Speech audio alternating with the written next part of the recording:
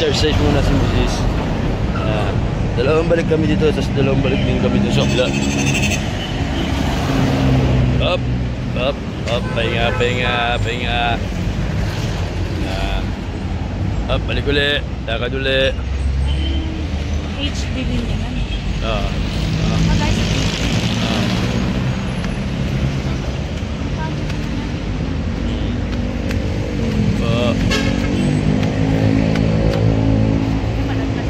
Nakatuli kami.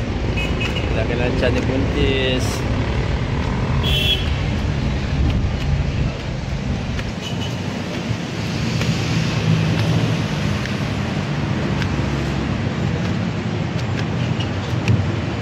At doon na tayo dumaan.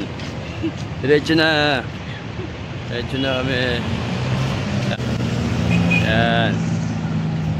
Yan yung tinatak namin. Dami na ha.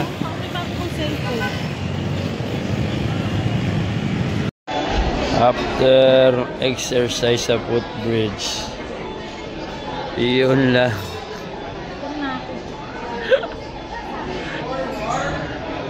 Yun lang. Takaw ah. Yan po. Yan po kaka-exercise po niya. Kasi malapit na siya mga anak. Kailangan niya mag-exercise. Dieta rin po sa pagkain. At hindi po siya kumakain. Huwag muna kumain kaya mag-exercise muna po siya.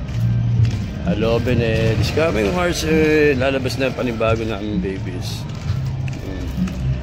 Kaya ini-exercise ko siya. Bawal kang magana, kumain ha. Huwag kang magkakain masyado. Parang ano yung second?